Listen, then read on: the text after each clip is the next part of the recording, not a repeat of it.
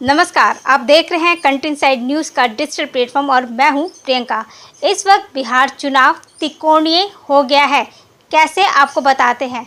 एक तरफ जहां महागठबंधन है तो वहीं दूसरी तरफ एनडीए है, वहीं तीसरी तरफ प्रशांत किशोर की पार्टी जन स्वराज भी अपनी किस्मत आजमा रही है। इसी बीच बिहार चुनाव में जुबानी जंग भी तेज हो गई है। चाहे वो एक तरफ डिप्टी सीएम सम्राट चौधरी हो या फिर रवि किशन, जिन्होंने खेसारी लाल को लेकर एक बयान दिया है, जिसकी वजह से अब बिहार चुनाव का जो तापमान है वो भी बढ़ गया है। मेरे साथ मेरे संवाददाता सौरभ निगम हैं। सौरभ निगम, एक बात बताइए, जिस तरह से डिप्टी सीएम सम्राट चौधरी ने खेसारी लाल को नचनिया कह दिया है, वहीं दूसरी तरफ रवि किशन ने भी उनको कहा है कि अगर छोटा भाई धर्म के विरुद्ध काम करे तो उस पर बाढ़ चला देना चाहिए।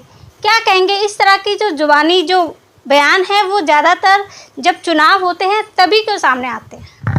देखिए, सबसे पहले तो ये समझना ज़रूरी है कि जिस तरह से बिहार में इस बार चुनाव हो रहा है, प्रशांत किशोर की पार्टी हो या अन्य पार्टी हो, वो सभी पार्टियां अपने अपने तरीके से स्टार प्रचारक को उतार रही हैं, चुनाव में जीतने का दावा कर रही हैं। चाहे प्रशांत किशोर हो, चाहे एनडीए गठबंधन हो, चाहे महागठबंधन हो, चाहे तेजस्वी यादव की पार्टी हो, चाहे वो तेज प्रताप यादव की पार्टी हो। तेज प्रताप ने अपनी नई पार्टी का ऐलान कर दिया था। उसके बाद से उन्होंने कहा था कि मैं घर वापस नहीं करूँगा। छठ पर्व आने वाला है, छठ पर्व शुरू हो चुका है आज से, मगर कयास लगाए जा रहे थे कि हो सकता है लालू प्रसाद यादव परिवार के साथ छठ पूजा मनाएं, और ऐसा हुआ नहीं। तेज प्रताप यादव ने साफ साफ शब्दों में कह दिया, मैं किसी भी हालत में घर वापसी नहीं करूंगा, पार्टी में ज्वाइन नहीं करूंगा, चाहे मैं मर क्यों ना जाऊं। इस तरह के बयान उन्होंने एक निजी चैनल के इंटरव्यू में कहे हैं। और जो बात आपने कही है निजी की, सम्राट चौधरी उप मुख्यमंत्री हैं बिहार के, उनके ऊपर भी तमाम तरह के आरोप लगाए जा गए हैं कि चाहे वो हत्यारा कहा गया हो प्रशांत किशोर के द्वारा, या अन्य आरोप लगाए गए हों, या डिग्री को लेकर आरोप लगाए गए हैं। तो आपने देखा होगा, चाहे उत्तर प्रदेश में चुनाव हो, चाहे मध्य प्रदेश में हो, चाहे उत्तराखंड में चुनाव होते हैं, या फिर अब बिहार में चुनाव है, जुबानी जंग का एक ही कारण होता है कि चुनाव के तापमान को बढ़ाना और चुनाव में किसी तरह से अपनी पार्टी को लेकर एक ऐसा बयान देना कि पार्टी में जो टॉप कमान है उसकी नज़रों में आ जाना कि मैं इस तरह के बयान दे रहा हूं, अपोजिशन पे मैं हमलावर हूं। तो उसका एक ही सीधा कारण हो सकता है कि आरजेडी में स्टार प्रचारक खेसारी लाल यादव हैं। खेसारी लाल यादव बिहार में फेमस हैं। खेसारी लाल यादव एक स्टार हैं, बिहार में भोजपुरी संगीत के स्टार हैं, भोजपुरी नायक हैं, लोग उनको मानते हैं। तो उनका कद ऑलरेडी बढ़ा हुआ है बिहार में, उनके कद को छोटा कैसे किया जाए। तो सम्राट चौधरी के पास एक ही एंगल हो सकता है कि जिस तरह से प्रशांत किशोर या तेज प्रताप यादव ने उन पर आरोप लगाए हैं, तेजस्वी यादव ने आरोप लगाए हैं, तो वो भी सीधे तौर पर तेजस्वी यादव की पार्टी जो है उसके ऊपर आरोप लगाते आए हैं। और अब उन्होंने जो आरजेडी ने ये उम्मीदवार उतारा है खेसारी लाल यादव को, टिकट भी उनको दे दिया है, और उनको नचनिया कहने का एक ही कारण हो सकता है कि वो उनको सीधे तौर पर टारगेट कर रहे हैं, डिमोटिवेट करने की कोशिश कर रहे हैं, या फिर आला कमान की नज़रों में आना चाह रहे हैं सम्राट चौधरी कि मैं जिस तरह के बयान देता हूं उसी तरह के मैं बयान दूंगा। और सामने वाले व्यक्ति के व्यक्तित्व पर सीधे आरोप लगाने से बाकी पार्टी के जो लोग होते हैं उनको एक कद मिल जाता है। और खेसारी लाल को अगर उन्होंने नचनिया कहा है तो ये किसी तरीके से ठीक नहीं है, मगर उन्होंने कहा है तो उनके निजी फैसले हैं, निजी बयान है उनका ये। ठीक है, एक सवाल मेरा आपसे ये भी है कि समाजवादी पार्टी ने किसी भी उम्मीदवार को इस बार बिहार चुनाव में नहीं उतारा है, लेकिन कहा यह भी जा रहा है कि जिस तरह से सीतापुर जेल से आजम खान रिहा हुए थे, उसके बाद उनकी नाराज़गी भी सबके सामने जग जाहिर हुई थी, और अब खबर ये आ रही है कि आजम खान को बिहार चुनाव में स्टार प्रचारक के तौर पर उन्हें बिहार चुनाव की एक बड़ी जिम्मेदारी दी जाएगी। आपको लगता है कि जो समाजवादी पार्टी आजम खान को बिहार चुनाव में उतारेगी, उससे कहीं ना कहीं जो महागठबंधन के जो घटक दल है जिनके लिए स्टार प्रचारक करेंगे आजम खान, और जो 20 लोग और भी हैं वो भी स्टार प्रचारक के तौर पर एक पूरी सूची उन्होंने समाजवादी पार्टी ने उतारी है, कुछ लाभ होगा महागठबंधन को? देखिए, महागठबंधन में समाजवादी पार्टी को लाभ होना हो, मगर अखिलेश यादव, आपने देखा होगा जिस दिन से आजम खान 23 सितंबर को जेल से छूटे थे, उसके बाद से लगातार वो रामपुर पहुंचे हैं, उनके घर पहुंचे हैं, जेल से मिलने एक बार भी नहीं पहुंचे हैं।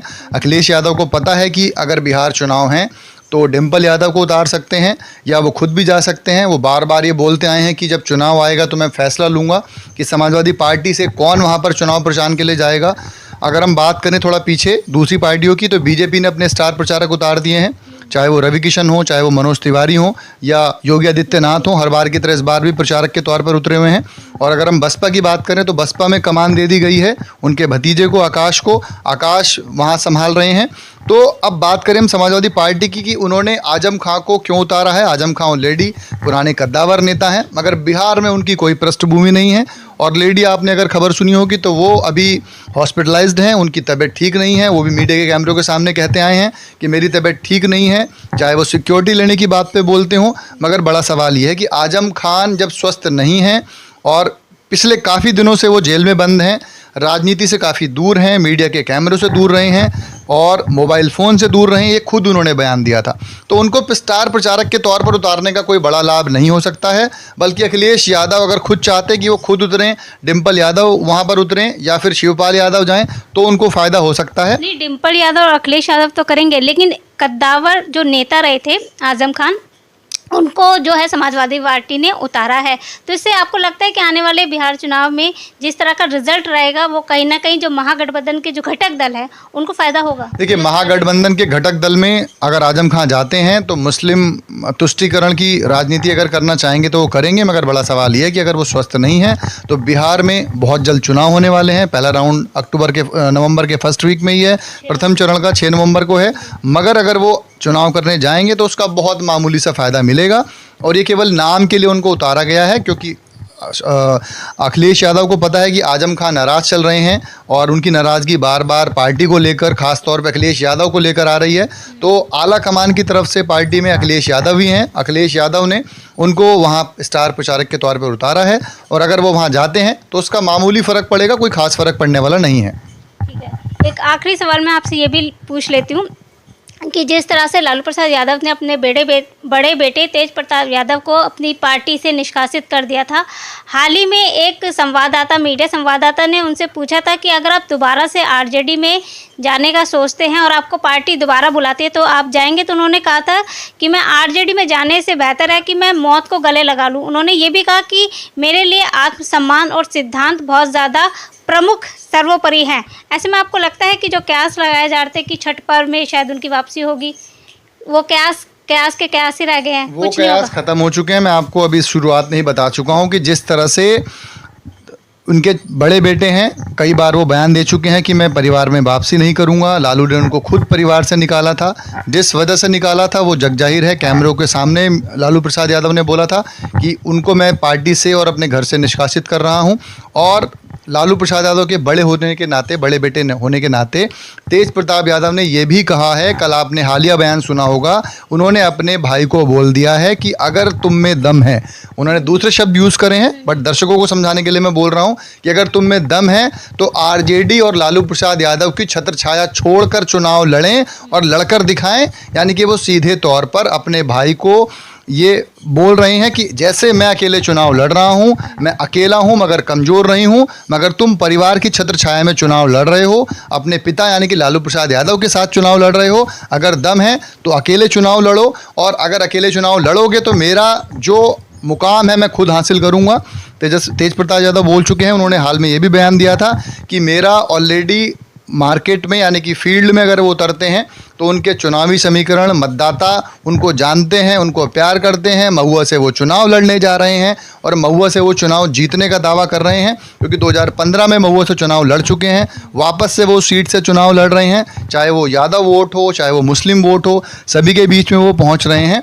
और ये तो मैं शुरुआत में ही बोल चुका हूँ कि तेज प्रताप यादव अगर अकेले चुनाव लड़ रहे हैं तो उसका फ़ायदा होगा, और अगर वो ये बयान दे रहे हैं और वो परिवार में वापसी नहीं कर रहे हैं तो उसके पीछे सोची समझी साजिश है कि मैं अकेले चुनाव लड़ूंगा और कम से कम अपनी सीट तो मैं वहाँ से विजयी ले लूँगा वहाँ से मैं। तो परिवार को नुकसान हो सकता है और उनके जो तेज प्रताप यादव हैं उनको फ़ायदा होगा सीधे तौर पर।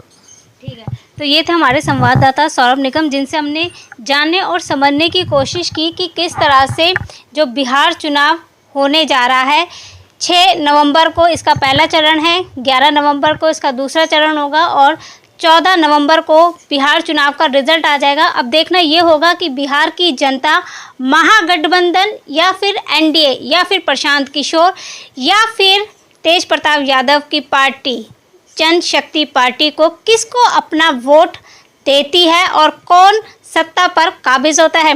आपको ये खबर कैसी लगी हमें कमेंट जरूर करें और इसी तरह की तमाम खबरों को देखने और जानने के लिए आप जुड़े रहिए कंट्री इनसाइड न्यूज़ के साथ। नमस्कार।